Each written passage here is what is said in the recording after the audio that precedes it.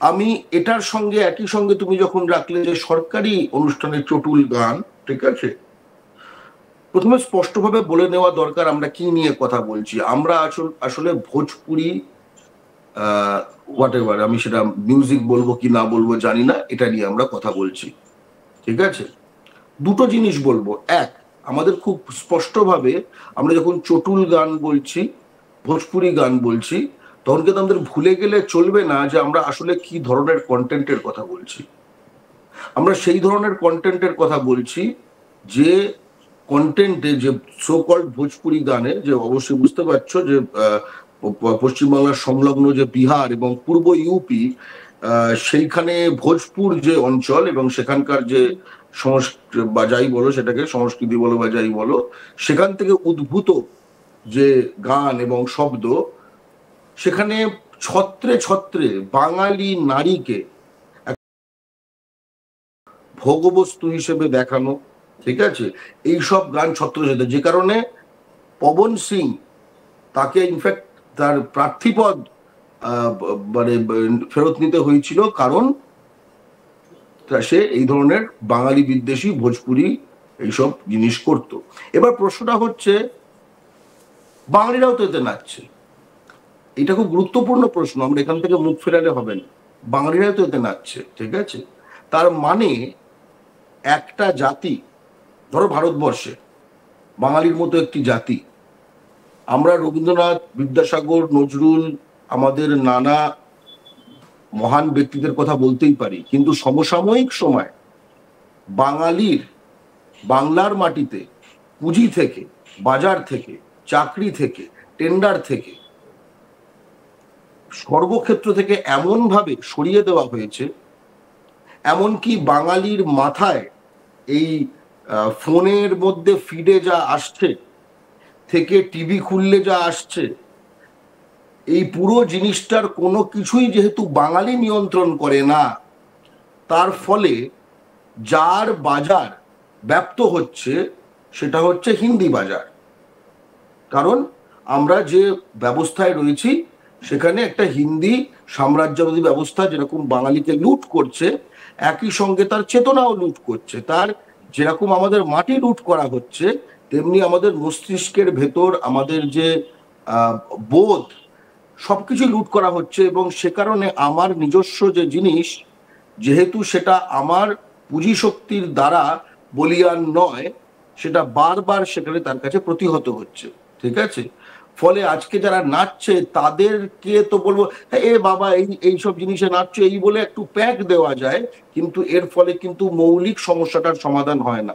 আমি যদি পশ্চিমবঙ্গে, যেহেতু দুটোই শিক্ষাঙ্গনের কথা হলো, আমি পশ্চিমবঙ্গের 3 ধরনের শিক্ষাঙ্গনের কথা বলি। একটা হচ্ছে ধরো রাজ্য সরকারি কলেজ, একটা হচ্ছে ধরো বেসরকারি কলেজ, আর একটা হচ্ছে কেন্দ্রীয় সরকারি কলেজ। আমি 3টে জায়গার কথা বলবো। আজকে রাজ্য সরকারি কলেজগুলিতে তুমি যদি দেখো, বিশেষ করে শহরাঞ্চলে, শিল্পাঞ্চলে, কলকাতার, আসানসোলের, শিলিগুড়ির এবং তার সংলগ্ন বিশাল অঞ্চলগুলি, খড়গপুরে, জনবিন্যাস বদলের ফলে বহিরাগতরা যেভাবে বেড়ে গেছে, নানা জায়গায় তারা কলেজে কেষ্টবিষ্টু হয়ে দাঁড়িয়েছে, ফলে তারা যে গোবলয়ের সংস্কৃতি আমদানি করছে, কারণ তারা নিজেরাই গোবলয়, এবং তার সামনে বাঙালি ভয় হোক, ভীতিতে হোক, নিজের মাটিতে আত্মসমর্পণ করছে, এটা তুমি রাজ্য সরকারি কলেজগুলোতে দেখতে পাবে। তুমি গঙ্গার দুপার জুড়ে। কিন্তু গর্গবাবু, এখানে আরো একটা বিষয়, রবীন্দ্রনাথ তো সবার, গোটা দেশের, সেখানে গো বলাই হোক বা হিন্দি বলাই হোক, যে বলাই হোক, রবীন্দ্রনাথকে না চেনার মতো তো কোনো বিষয় নেই। কারণ কৌশিক, তোমারও নিশ্চয়ই মনে থাকবে যে ছোটবেলা থেকে আমরা সহজ পাঠ পড়ি, ছোটবেলা থেকে আমরা ছুটি কবিতার সঙ্গে ভীষণভাবে পরিচয় হয়, মা একবার ছুটি দে, এই বিষয়গুলোর সাথে আমরা পরিচিত হই। সেখানে দাঁড়িয়ে রবীন্দ্রনাথকে না চেনা, এটাই তো একটা বড় বিষয় হয়ে দাঁড়াচ্ছে। প্রথম দুটো কথা বলি, আমরা কিন্তু অতীতচারী হলে হবে না। প্রথম কথা, রবীন্দ্রনাথ বিশ্বকবি ছিলেন, বিশ্বের কিছু বৌদ্ধিক পরিসরে তার কদর আছে, এছাড়া বাকি ভারতে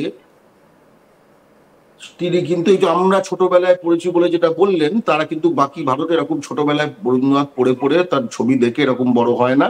এমনকি আমরা সেই ভারতে বাস করি যেখানে তার রচিত জনগণ মন রোজ বিকৃত করা হয় এবং সেটা গানটা বদলে অন্য রাষ্ট্রসঙ্গীত করার দাবি ওঠে, তার জন্মদিনের ছুটি আসামে বাতিল হয়ে যায়, ইত্যাদি ইত্যাদি। আমরা সেই পরিসরে বাস করছি। ফলে আমরা ওই আগে কি ছিল সে থেকে আমরা নিজেরা বারবার সেটা নিজেরা বলে আমরা যেন বাস্তব বিচ্ছিন্ন না হই।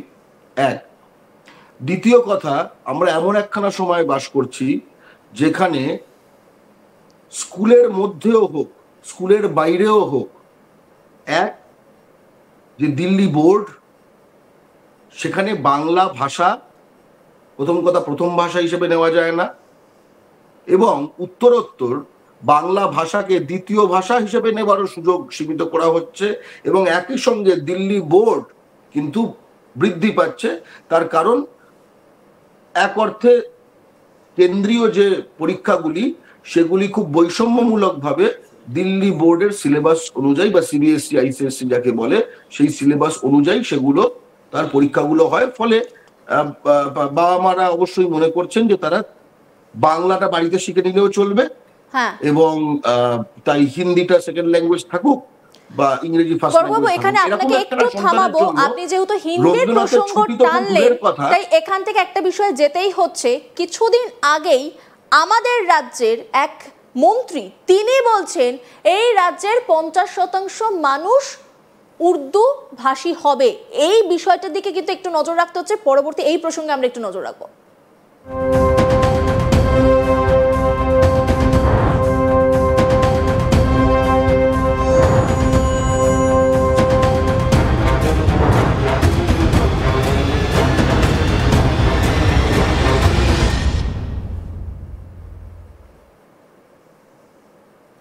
বাংলার অস্মিতা নিয়ে কথা হচ্ছে, বাঙালিরা বাইরের রাজ্যে গিয়ে আক্রান্ত হচ্ছে সেই বিষয় নিয়ে আলোচনা হচ্ছে, এবং প্রতিবাদ মুখর এই মুহূর্তে গোটা বাংলা সেই ছবি আমরা দেখতে পাচ্ছি।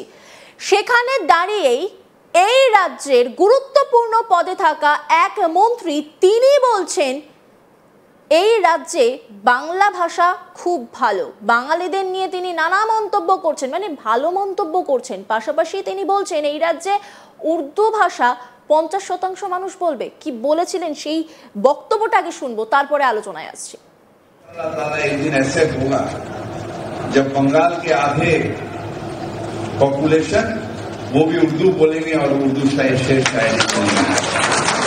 इंशाअल्लाह ताला एक दिन ऐसे होगा जब बंगाल के आधे पॉपुलेशन वो भी उर्दू बोलेंगे और उर्दू शेर शायरी बोलेंगे। আমি গর্গবাবুর কাছে যাব। গর্গবাবু, যেখানে দাঁড়িয়ে ফিরহাদ হাকিম মানে বাংলার গুরুত্বপূর্ণ পদে থাকা এক